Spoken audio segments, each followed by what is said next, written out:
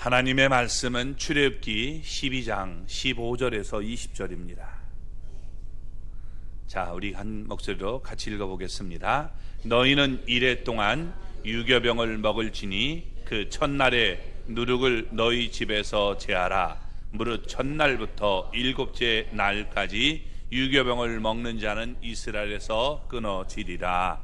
너희에게 첫날에도 성회여 일곱째 날에도 성회가 되리니 너희는 이 두 날에는 아무 일도 하지 말고 각자의 먹을 것만 갖출 것이니라. 너희는 무교절을 지키라. 이 날에 내가 너희 군대를 애굽 땅에서 인도하여 내었음이니라. 그러므로 너희가 영원한 규례를 삼아 대대로 이 날을 지킬지니라. 첫째 달 그 달 열 나흘날 저녁부터 21일 저녁까지 너희는 무교병을 먹을 것이요 이래 동안은 누룩이 너희 집에서 발견되지 아니하도록 하라. 무릇 유교물을 먹는 자는 타국인이든지 본국에서 난 자를 막론하고 이스라엘 회중에서 끊어지리니 너희는 아무 유교물이든지 먹지 말고 너희 모든 유하는 곳에서 무교병을 먹을지니라. 아멘. 할렐루야. 하나님의 은혜와 복이 오늘도 주님 앞에 나온 우리 사랑하는 성도 여러분 삶 속에 가정 속에 늘 함께 하시기를 주님의 이름으로 축원합니다. 우리 주님은 우리를 웃게 하시는 하나님이십니다. 그러므로 우리 주님으로 인해서 우리 웃는 삶이 되기를 바랍니다. 우리 옆에 분과 우리 서로 호탕하게 한번 웃는 시간을 갖겠습니다. 비웃지 말고요. 자, 시작. 네, 여러분 웃으시면 되겠습니다. 네, 크게 한번 웃으시면 복이 옵니다. 네. 하나님의 은혜가 오늘도 주님 앞에 나온 우리 사랑하는 성도 여러분 삶 속에 가정 속에 늘 함께 하시기를 주님의 이름으로 축원합니다. 기독교의 복음은 불교와 같이 산은 산이요 물은 물이다 라는 이 뜬구름 잡는 식의 선문답이 아닙니다. 마음대로 얘기해놓고 여러분 이렇게 붙이고 저렇게 붙이는 것이 아니죠. 복음은 명확합니다. 확실합니다. 여러분 사도행전 4장 12절의 말씀을 보면 다른 이로서는 구원을 받을 수 없나니 천하 사람 중에 구원을 받을 만한 다른 이름을 우리에게 주신 일이 없음이라 하였더라 라고 말씀합니다. 자, 여러분 따라서 우리는 오직 예수님의 이름 외에는 구원이 없다라고 명확하게 다른 사람들에게 증언해야 하는 것입니다. 레위기 23장을 보면 7절기가 나오는데 하나님의 절기라고 나와 있습니다. 이 절기에는 하나님의 구원 계획이 들어있기 때문입니다. 전 세계 여러 민족의 절기와 이스라엘의 민족의 절기는 분명히 다르다는 겁니다. 차이가 있습니다. 이는 단순한 어떤 절기가 아님을 우리에게 보여주고 있는 것입니다. 그러면 이스라엘의 절기는 어떤 특징이 있을까요? 먼저 이스라엘 민족의 절기는 여호와 하나님이 직접 제정하셨다는 것입니다. 그래서 다른 민족들의 절기와는 구별이 됩니다. 이스라엘 민족의 절기는 특징이 있는데 세계 민족들의 절기들은 민족의 자긍심을 돋붙기 위해서 북돋아주기 위해서 때로는 과장이나 미화를 곁들여서 여러분 거기에 표현하고 있습니다. 절기를 제정한 주체가 사람이기 때문에 다른 민족들의 절기와는 달리 이스라엘 민족의 절기는 하나님이 친히 제정한 것입니다. 따라서 과장이나 꾸밈, 어떤 조작이 들어갈 수 없고 하나님의 특별한 목적이 그 가운데 제정되어 있음을 우리가 알 수 있는 것입니다. 또 여러분 사건과 절기의 순서가 다르다는 것입니다. 다른 민족의 절기는 사건이 먼저 일어나고 그 사건에 일어난 날짜를 기념해서 절기를 지켰습니다. 1919년 3월 1일에 독립만세를 외친 날을 우리는 3.1절로 여러분 기억하고 있습니다. 삼은 거죠. 또 히로시마와 나가사키의 원자 폭탄이 떨어져서 우리 민족이 해방되고 빛을 본 날이었기 때문에 8.15 광복절이라고 말을 하는 겁니다. 그러나 이스라엘 민족의 절기들은 그 순서가 다릅니다. 먼저 절기가 만들어지고 그 절기에 맞춰서 사건이 발생하게 되었다는 것입니다. 그러니까 절기가 먼저 이 제정된 뒤에 여러분 그 사건이 발생함을 우리가 알 수 있습니다. 우리가 여러분 이스라엘의 최대 명절 유월절을 그 예로 들어본다면 하나님은 이스라엘 백성을 마지막 이 장자 재앙이 임할 날짜를 이스라엘 민족에게 미리 알려주었던 것입니다. 출애굽기 여러분 12장 1절에서 우리가 3절을 보면 이렇게 말합니다. 같이 읽어볼까요? 여호와께서 애굽 땅에서 모세와 아론에게 일러 말씀하시되 이 달을 너희에게 달의 시작 곧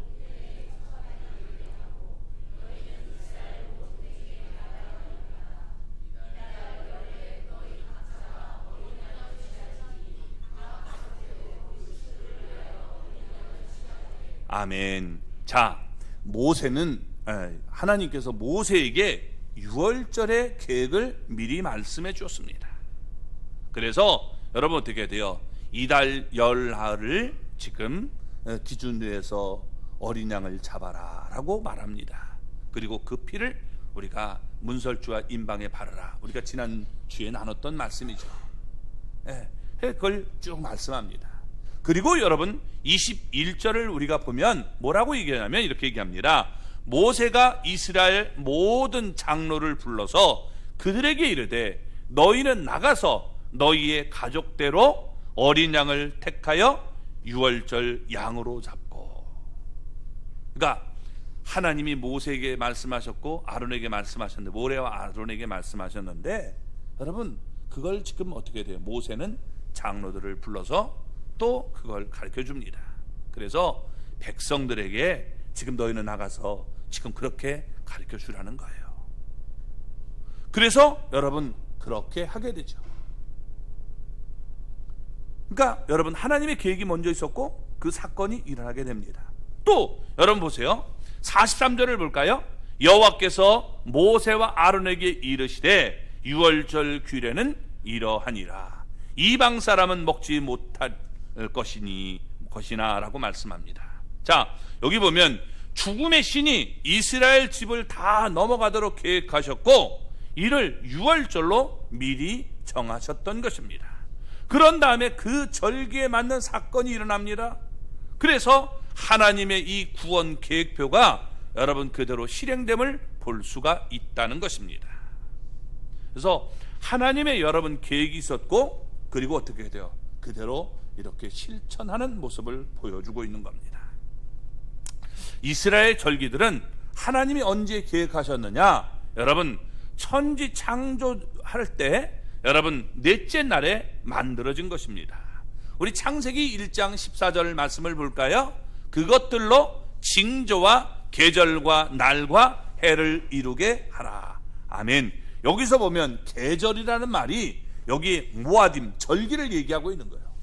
그래서 여호와의 절기를 이렇게 제정하고 같은 날에 이 창조된 해와 달과 별들이 그것에 맞춰 운행되도록 만들었음을 우리가 볼 수 있다는 겁니다. 하나님은 이미 천지 창조 전에 여호와의 절기를 제정했고 이에 맞춰서 인류 구원의 여러분 역사를 이루어 가시는 것입니다.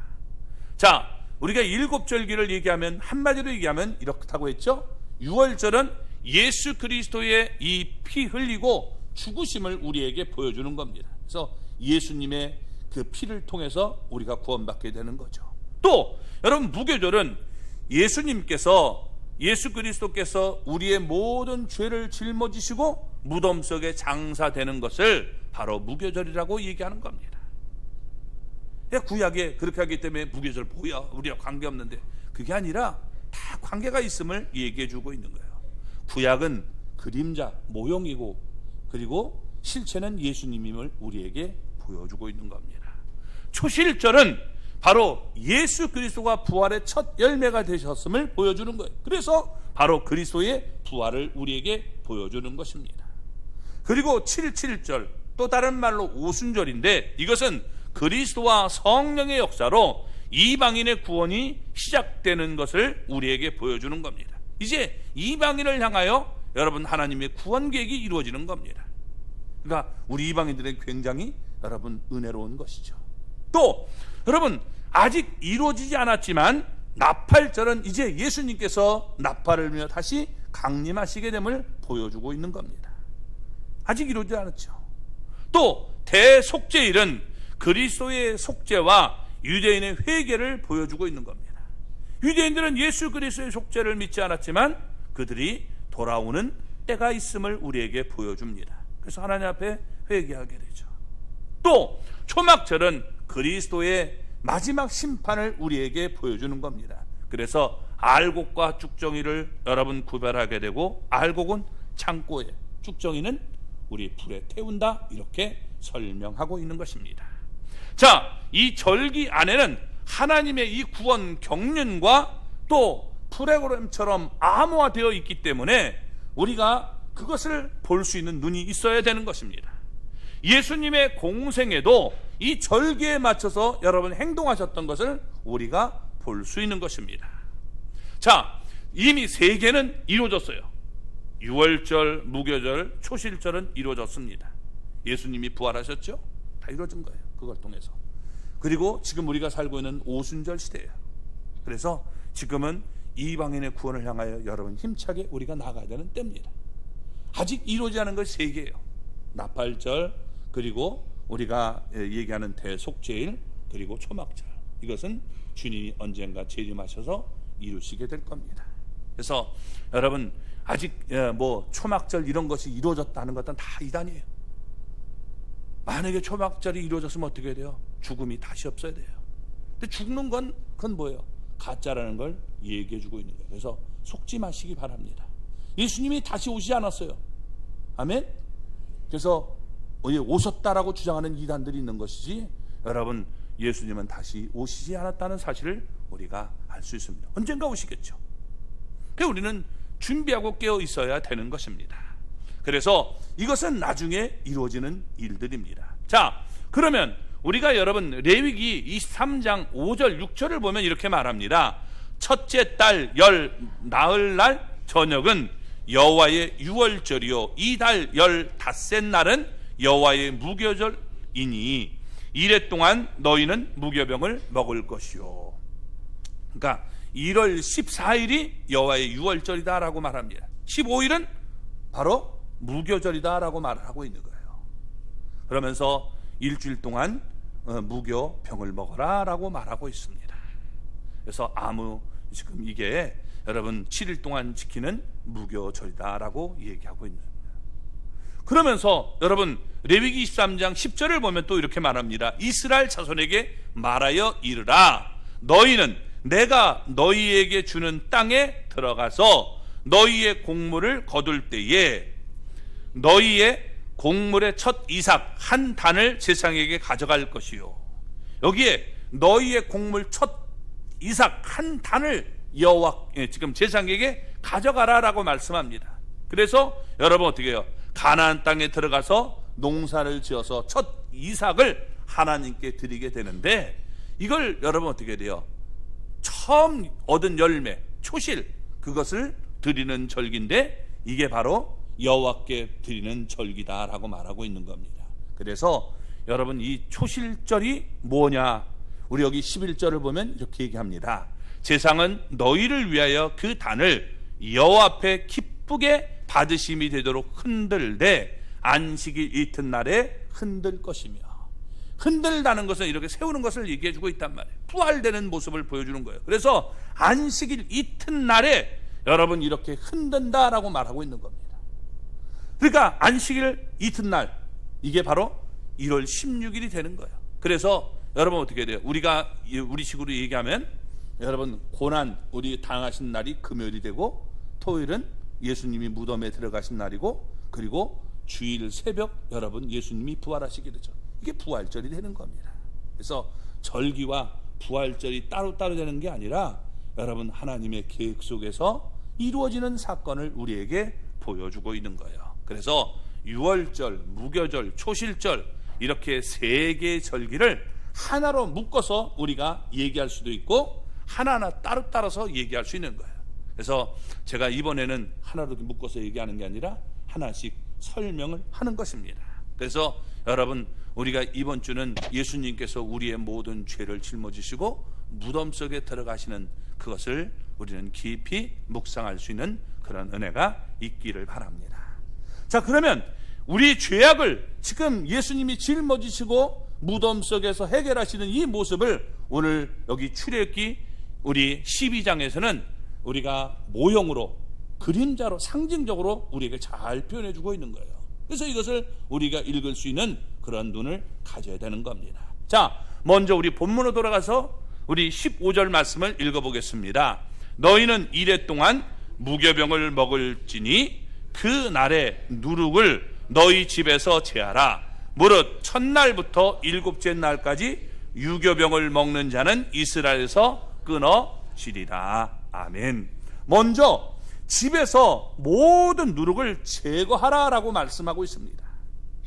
이 무교절을 지키기 위해서는 무교절 첫날부터 마지막 날까지 집안에 있는 모든 누룩, 그 누룩이 뭐냐? 여러분 우리가 얘기하면 옛날에 소다, 요즘엔 베이킹 파우더, 또 다른 말로 여러분 이스트, 또 우리가 다른 말로 여러분 빵가루, 이런 뭐 효모가 있는 것, 효소, 효모 있는 것들은 다 이건 어떻게 돼요? 제거하라는 거예요. 집을 싹 뒤져서 램프를 켜나가면서 누룩을 찾아서 이걸 다 땅에다가 묻어야 된다라고 얘기하는 거예요. 그래서 그들은 불을 밝히면서 이것을 찾습니다. 그래서 이때가 오면 여러분 불을 밝히고 누룩을 찾는 그런 모습을 보여요. 집안에 있는 모든 누룩을 찾아서 땅속 깊이 묻거나 아니면 불로 태우는 겁니다. 그래서 무교절을 하나님 앞에서 드렸던 것입니다. 15일부터 21일까지 누룩이 들어가지 않은 무교병만 먹는 절기인 거예요. 그래서 우리가 지난번에 날짜가 이게 참 이게 하나님의 어떻게 된 건지 은혜인지 아니면 잘못된 건지 몰라도 우리 교회에서 2년 전인가요? 이게 1년 전에 미리 계획을 하고 가는데 이게 그 6월절이 분명히 그렇게 떴는데 그래서 다 비행기표를 거기다 맞춰서 끊었는데 이게 어느 날 네이버에서 확 날짜가 바뀌어버렸어요.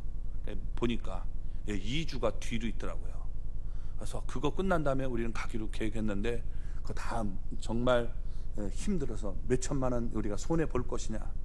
근데 여러분 우리가 의미가 중요한 것이 꼭 날짜를 그때가 중요한 건 아니잖아요. 예수님이 언제 이 땅에 오신 건 분명하지만 여러분 우리가 그 크리스마스가 진정 언제인지는 모른단 말이에요. 그런 것처럼 해서 우리 장로님과 성도님들이 이해해줘서 먼저 가게 됐어요. 이제 그 유대인들이 하는 그 과정을 다 우리가 그때 보게 됐는데 그러니까 간 사람들은 굉장히 은혜지만 여러분 그걸 굉장히 보게 된 거예요. 그래서 그때 우리가 아랍 지역에 가면 아랍 지역은 그걸 안 지키니까 여러분 그냥 빵 같은 거 먹을 수 있지만 이스라엘 지역에 들어가면 마차만 먹어야 돼요. 그래서 맛없는 그 마차를 먹게 됐는데 요즘엔 좀 신식으로 해가지고 다 이렇게 예쁘게 네모나게 했지만 사실 여러분 이 마차가 어떤 모습이냐 제가 무교병이 어떻게 되는가를 보여드릴게요. 이렇게 생긴 거예요. 뭐가 생각나요? 여러분들? 피자. 피자.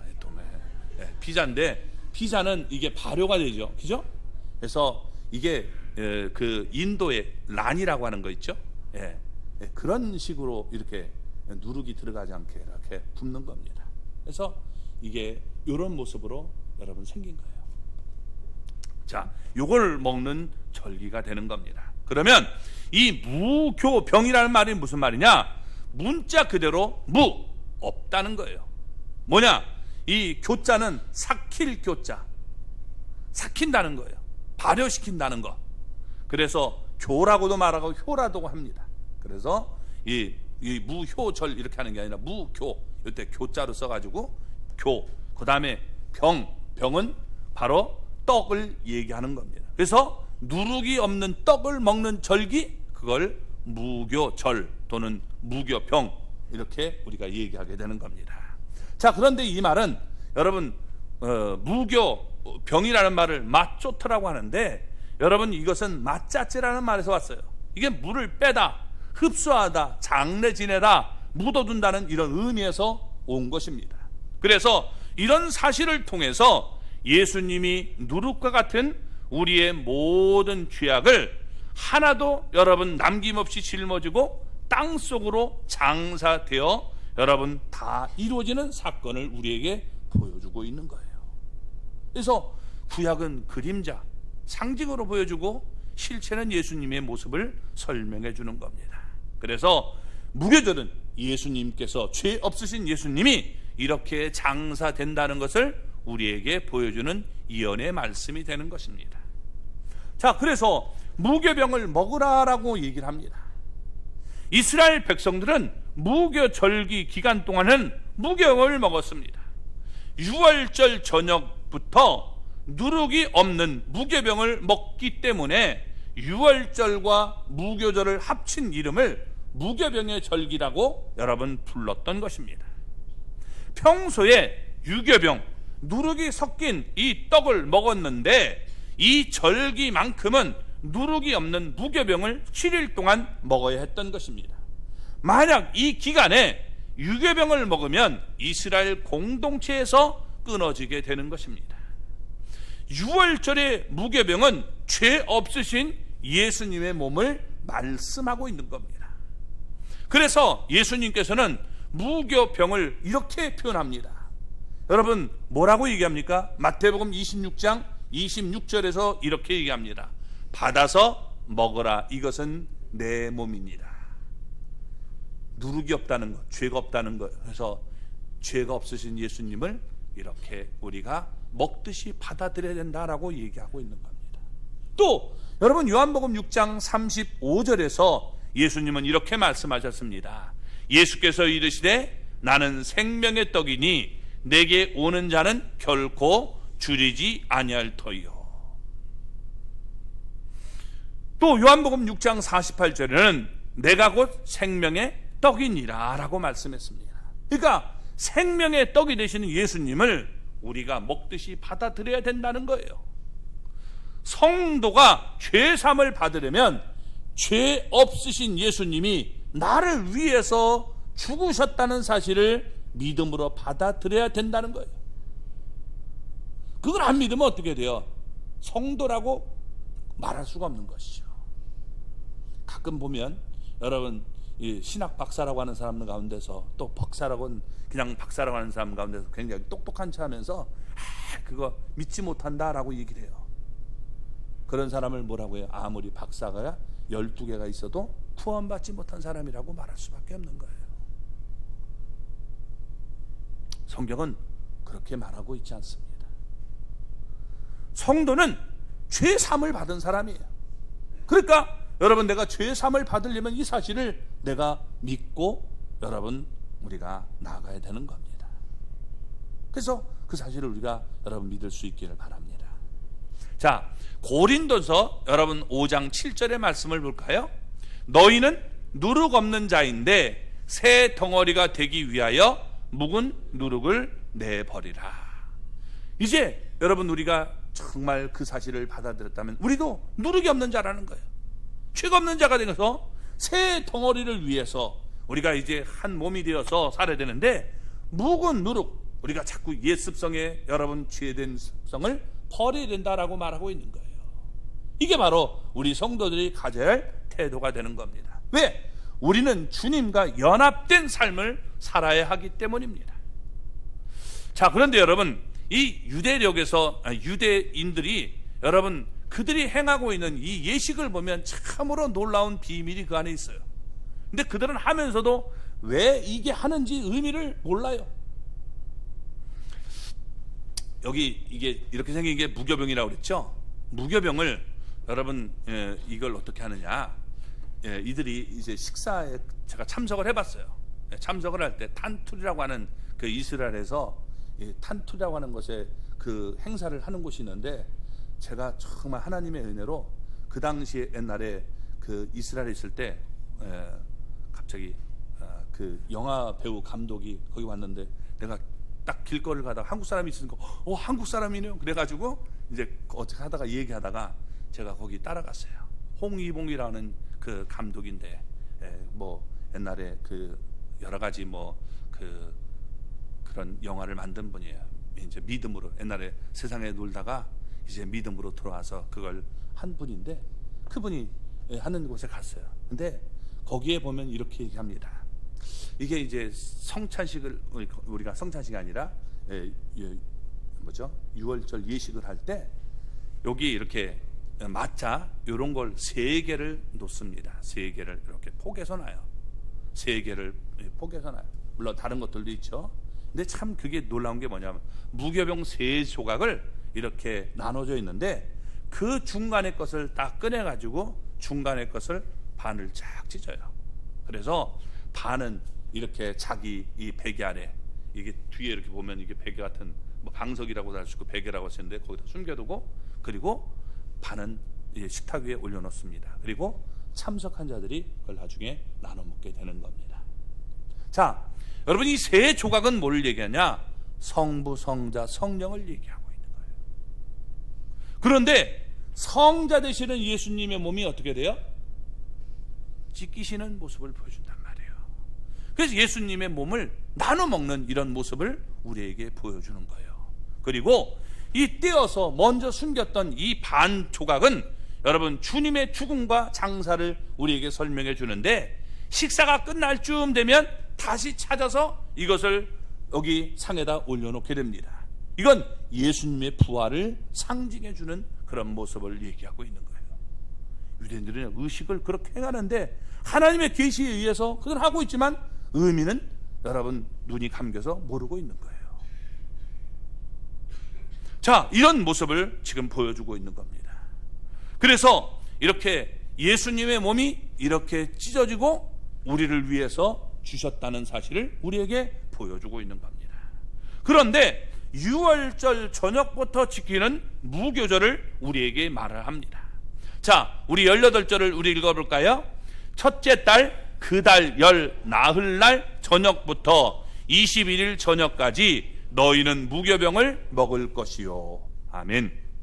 자, 6월절 저녁부터 지금 지켜야 되는 것입니다. 이 규례대로 유대인들은 지금도 무교절을 여러분 금요일 해질 때부터 지키게 되는 것입니다.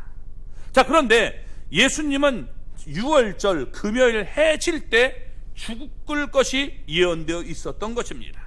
출애굽기 12장 6절을 볼까요? 이 달 열 나흘날까지 간직하였다가 해질 때에 이스라엘 회중이 그 양을 잡고, 여러분 놀랍지 않습니까? 그 회중이 양을 잡으라는 거예요. 그 양을. 자, 예수님이 해질 때, 이 해질 때가 언제냐? 여러분 유대 시간으로 얘기하면 오후 6시예요 6시. 그러니까 유대인들은 이렇게 여러분 시간을 구별합니다. 해가 뜨면 이제 아침이에요. 0시. 그리고 이제 1시간이 흐르면 1시, 2시간이 흐르면 2시, 쭉 해서 6시간이 흐르면 이게 정오가 되죠. 이해되시죠?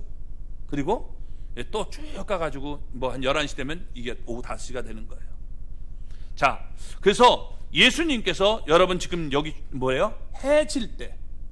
해질 때는 이게 바로 그때가 또 0시가 되는 거예요. 오후 0시가 되는 거죠. 자, 보세요. 예수님이 해질 때, 즉 오후 6시에 여러분 운명하게 되면 안식일법을 이건 위반하게 되고 장례를 치를 수가 없는 거예요. 안식일에 아무 일도 못 하잖아요. 그러니까 십자가에다가 매달아 둬둔가, 아니면 여러분 어떻게 해야 돼요? 이걸 이 십자가에 매달아 둬야 되는데, 그러면 어떻게 돼요? 이게 문제가 되는 거예요. 왜? 사람의 시체를 밤새도록 매달아 두지 말라는 거예요. 문제가 생기는 겁니다. 따라서 예수님의 시신은 무슨 일이 있어도 무교절인 이 지금 여러분 토요일에는 무덤에 들어가 있어야 하나님의 예언이 성취되는 거예요. 그러니까 사람의 시간상으로는 이게 도저히 불가능한 시간입니다. 다시 말해서 안식일은 금요일 해 질 때부터 다음날 해 질 때까지가 여러분 토요일입니다. 만일 예수님이 해질 시간 오후 6시에 운명하면 금요일 안에 장례를 치를 수 있는 시간은 전혀 없게 되는 거예요. 그러니까 무교절은 이게 어떻게 돼요? 예언이 실패로 끝날 수밖에 없는 것이죠. 그렇지만 하나님의 여러분 계획과 약속에는 틀림없이 이루어집니다. 아멘? 그러니까 여러분 인간의 시간으로는 불가능하지만 하나님은 초자연적으로 역사에서 그 약속을 지켜주시는 겁니다. 어떻게 해요? 여러분 해 칠 시간을 정오 12시로 만들어버린 거예요. 해가 쨍쨍 쬐는 그 시간에 여러분 어떻게 돼요? 하나님께서 이게 여러분 만들어버린 거예요. 우리 마태복음 27장 45절을 볼까요? 제 6시로부터 온 땅에 어둠이 임하여 제 9시까지 계속되더니. 여러분 하나님의 말씀 하나하나 잘 보세요. 유대인의 시간법이 지금 해 뜰 때부터 아침이라고 그랬잖아요. 그러니까 여기 6시는 몇 시예요? 12시죠. 정오란 말이에요. 그렇죠? 그런데 이 정오에 여러분 지금 어때요? 온 땅에 어둠이 임했다는 거예요. 성경은 그냥 일부를 얘기하는 게 온 땅이 임하도록 여러분 만들어버리는 겁니다. 그래서 여러분 어떻게 해요? 9시까지, 그러니까 오후 3시까지 여러분 어떻게 돼요?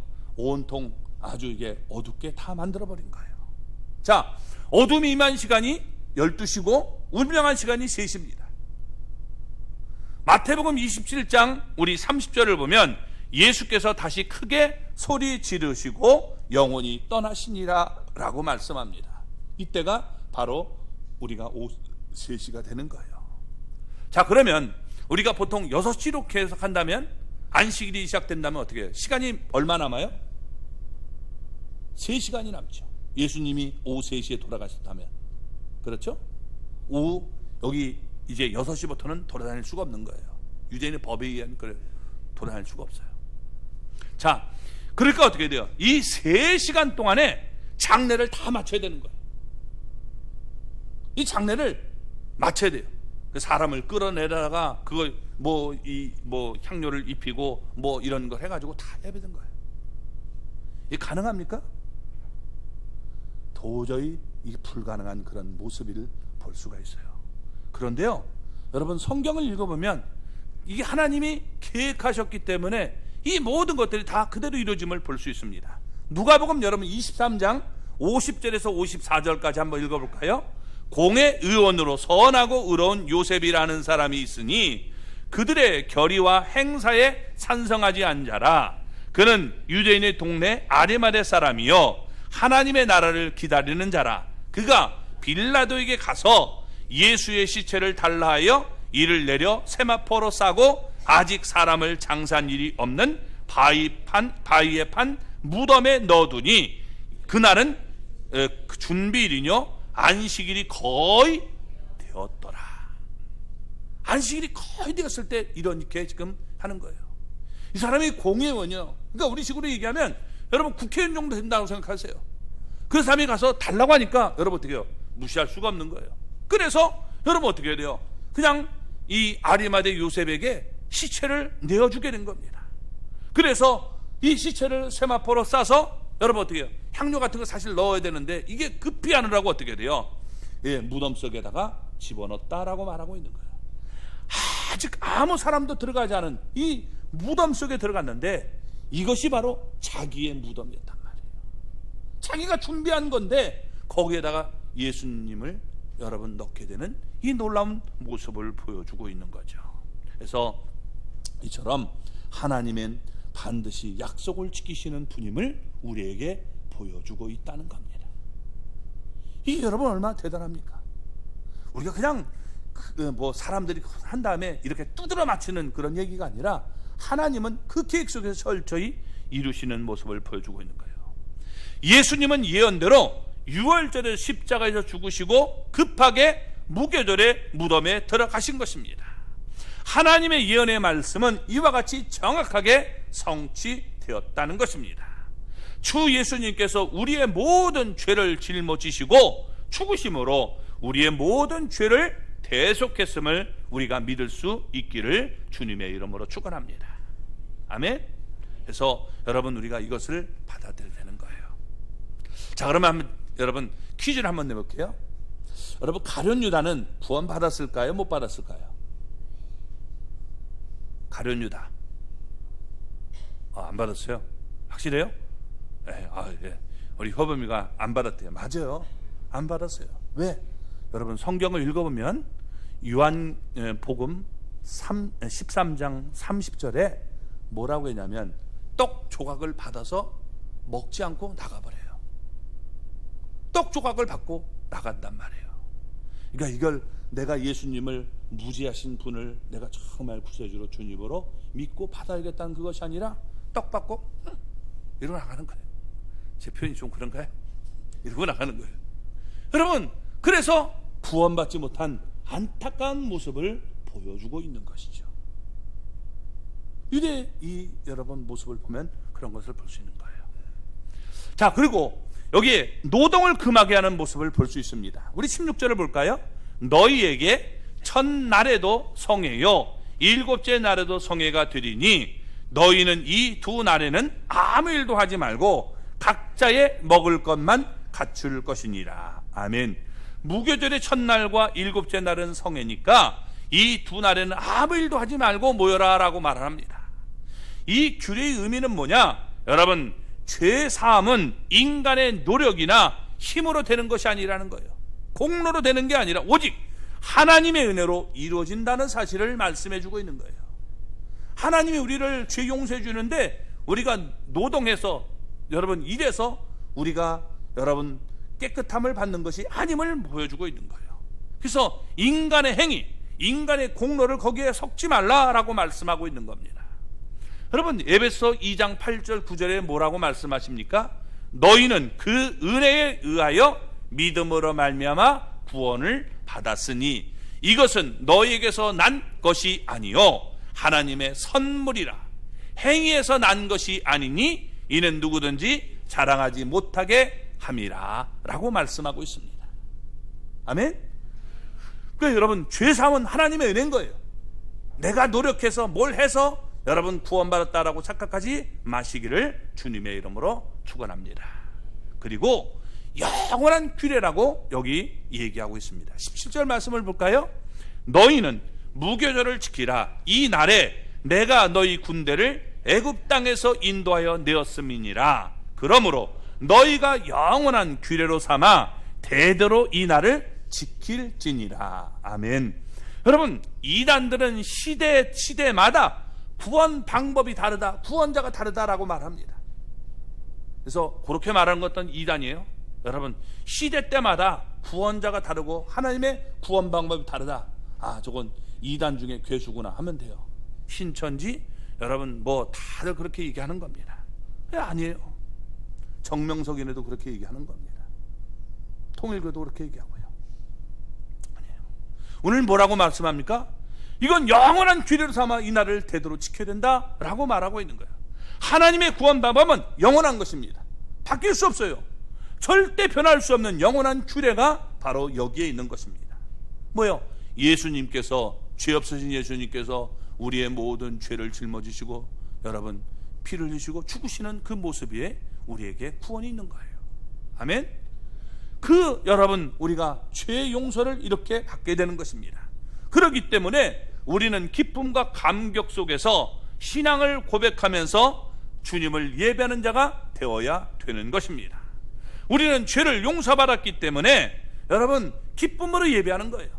내가 용서받기 위해서 여러분 예배하는 게 아니에요.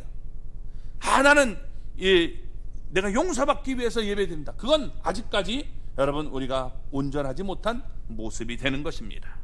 주님이 나를 용서해 주셨기 때문에 여러분 이렇게 죄사함을 받았기 때문에 내가 하나님 앞에 감사로 예배를 드려야 되는 것입니다. 죄사함을 받았기 때문에 감사 기쁨으로 우리가 하나님 앞에 나가야 되는 거예요.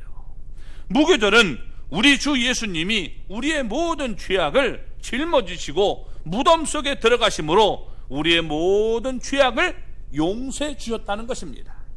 그러므로 우리는 이제 모든 죄와 허물을 깨끗이 용서받은 사실을 확고하게 믿고 하나님 앞에 감사하며 신앙생활을 해야 되는 것입니다.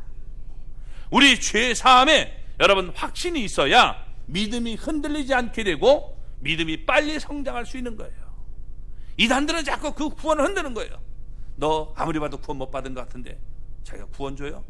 그런 식으로 얘기하면서 안 될 것 같은데 좀 이렇게 얘기하는 것들이 이단이 되는 거예요.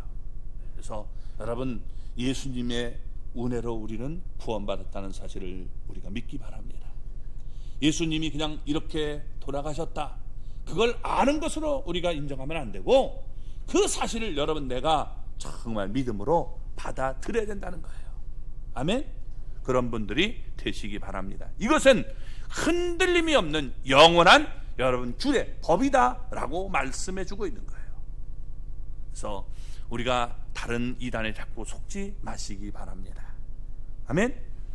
종교개혁자 루터가 도망자 생활을 하고 있었을 때 얘기입니다.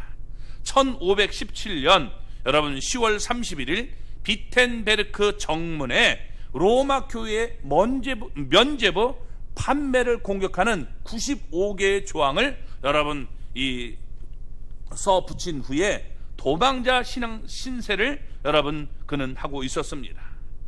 어느 다락방에서 성경을 번역하고 있을 때 환상 중에 마귀가 나타났습니다. 이 마귀에서는 루터가 태어나서 지금까지 지은 모든 죄들이 낱낱이 적혀있는 여러분 종이가 들려 있었던 겁니다. 그러니까 그 종이를 보는 순간 루터의 얼굴이 하얗게 여러분 질려버렸습니다. 벌금 낼 소리 나왔겠죠. 그런데 여러분 마귀가 뭐라고 하냐면 너같이 더럽고 죄 많은 놈이 무슨 종교개혁이냐, 깨끗하지도 못한 주제에 무슨 소동을 일으키냐 하면서 조롱하며 비방을 했습니다. 그 소리를 듣고 루터는 너무 부끄러워서 용기가 꺾여서 힘없이 털썩 주저앉으려고 할 때 그때 성령님께서 그에게 말씀을 주신 것입니다. 그 말씀이 뭐냐? 로마서 여러분 8장 1절 2절의 말씀입니다. 같이 읽어보겠습니다. 그러므로 이제 그리스도 예수 안에 있는 자에게는 결코 정죄함이 없나니 이는 그리스도 예수 안에 있는 생명의 성령의 법이 죄와 사망의 법에서 너를 해방하였음이니라. 아멘. 여러분 예수 안에 계십니까? 예수 안에 있어요? 그러면 결코 정죄함이 없다는 거예요. 제 말이 아니죠. 성경의 말씀이에요. 예수 안에 있는 자에게는 생명의 성령의 법이, 여러분 주님이 살리시는 그 법이 여러분 우리를 해방하게 된다는 거예요. 죄와 사망에 있는 우리를 해방시켜주는 이런 놀라운 여러분 복음을 우리에게 주신 거예요. 이 말씀을 통해서 용기를 얻은 루터는 손에 들고 있던 잉크를 마귀에게 확 집어던지면서 말을 했다고 합니다. 그리스도 예수 안에 있는 자에게는 결코 정죄함이 없느니라. 아멘. 이렇게 선포하자 마귀는 아무 소리도 못하고 여러분 도망쳤다고 합니다. 이처럼 우리는 모든 죄에서 여러분 해방됐습니다. 내가 잘나서가 아니라 내가 여러분 정말 예뻐서도 아니고 하나님께서 여러분 우리에게 이 계획을 허락하신 거예요. 어떻게 해요? 예수 그리스도를 통해서 우리의 모든 죄를 짊어지시고 예수님이 죽으시고 무덤에 들어가시게 만든 거죠. 그분이 죄가 없다는 사실을 보여주기 위해서 여러분 하나님은 예수님을 부활시켰던 거예요. 그래서 이분이 정말 하나님의 아들이라는 것을 우리에게 보여준 것입니다. 그런데도 믿지 못해요? 너무나 안타까운 인생이 될 수밖에 없는 것이죠.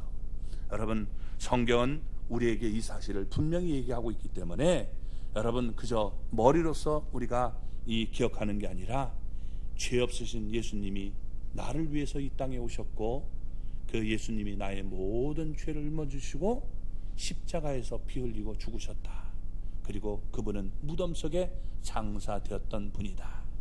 여러분 이렇게 믿으시기 바랍니다. 우리 다음 주에는 우리가 부활의 주님에 대해서 우리가 나누기를 바랍니다. 기도하겠습니다.